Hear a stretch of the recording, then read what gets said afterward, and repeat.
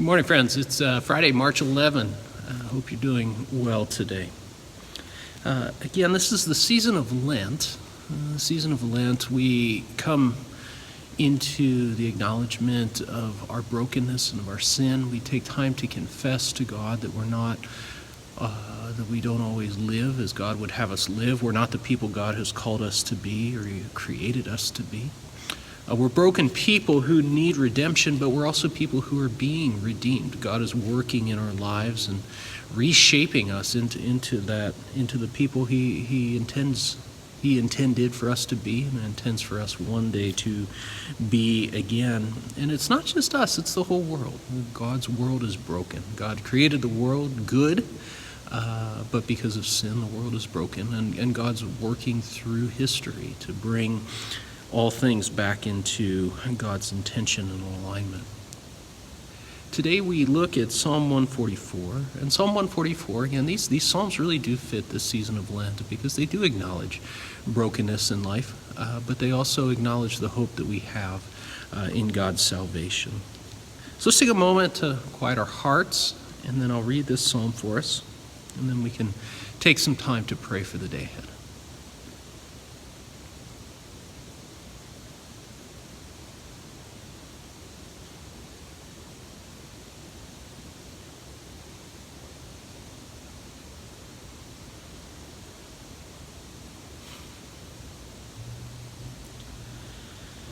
Psalm 144. Blessed be God, my mountain, who trains me to fight fair and well. He's the bedrock on which I stand, the castle in which I live, my rescuing knight, the high crag where I run for dear life, while he lays my enemies low. I wonder why you care, God. Why do you bother with us at all? All we are is a puff of air. We're like shadows in a campfire. Step down out of heaven, God. Ignite volcanoes in the hearts of the mountains. Hurl your lightnings in every direction. Shoot your arrows this way and that. Reach all the way from the sky to sea. Pull me out of the ocean of hate, out of the grip of those barbarians who lie through their teeth, who shake your hand and knife you in the back. Oh God, let me sing a new song to you. Let me play it on a 12-string guitar. A song to the God who saved the king, the God who rescued David, his servant. Rescue me from the enemy's sword. Release me from the grip of those barbarians who lie through their teeth, who shake your hand, then knife you in the back. Make our sons in their prime like sturdy oak trees, our daughters as shapely and bright as fields of wildflowers. Fill our barns with great harvest. Fill our fields with huge flocks. Protect us from invasion and exile. Eliminate the crime in our streets. How blessed the people who have all this.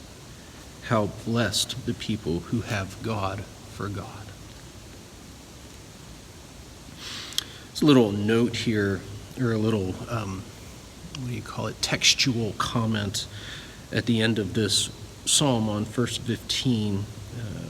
The Message translation translates this line as how blessed the people who have God for God. Well, the first God is all capitalized, and the second God is capital G, but small o and d. And what that means is that in the original text, the first God is the name for Yahweh, the holy name, the holy revealed name of the God of Abraham, Isaac, and Jacob, the God of the Old Testament, the God of the people of Israel. And so by saying that Yahweh is our God, we're saying that it's this specific God. It's not the alternative gods. It's not the false gods of the Baals, the Canaanites, the Amorites. It's not the fertility gods of the people of Mesopotamia. It's not, and it's not, some of the gods that we might run to today of power, prestige, security, influence, those types of things. We're saying that we put our hope in God alone, in the God who has revealed himself to us most specifically in Jesus Christ. It's what we believe. And so this is the one that we do all of these things, that we run to, that we look to for protection, who we cry to come into our lives from heaven and fill the earth with glory. And so we're addressing God specifically and intentionally. We desire to know this God of ours. We desire to know the thoughts and mind of God. That's impossible, of course, fully, but God does reveal some things. God desires to be known in some ways by us. And so we take up that task. We take up the task, privilege, and joy of being God's people and being in relationship with God. Well, as part of that, of course, we have the opportunity to pray, and so I want to invite you to join me as we go to God in prayer.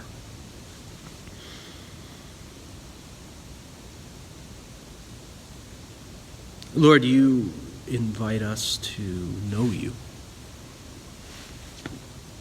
to know your character and nature, to know about you, certainly, but also to know you in a relational way, to understand you, to interact with you, to live our lives in the reality of who you are, to know the purposes that you've made us for and the desires you have for our lives in this world.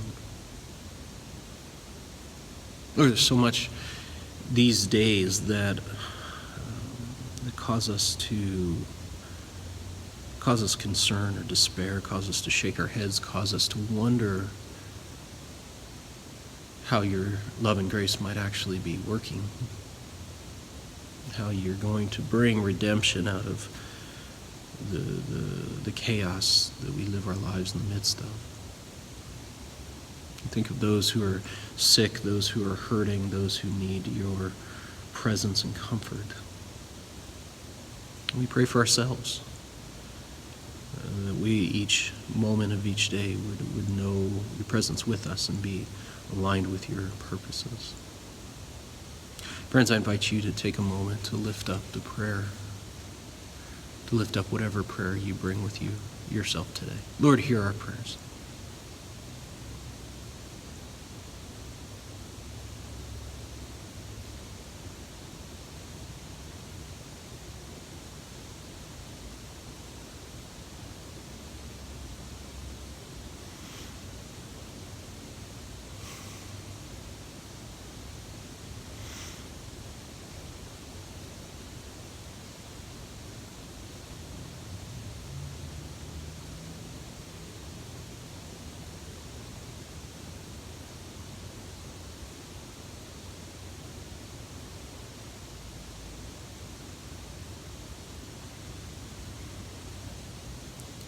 God, we thank you that you do hear our prayers and that you move through them. But today, as we live our lives, be with us, guide us, watch out over us, be with those we love, those who love us. And Lord, in all that happens this day, may it be to your glory. We give you thanks and we give you praise in Jesus' name. Amen. Well, friends, have a lovely weekend. Hope to see you on Sunday. God bless you as you move through your day today. It's good to be together. Take care.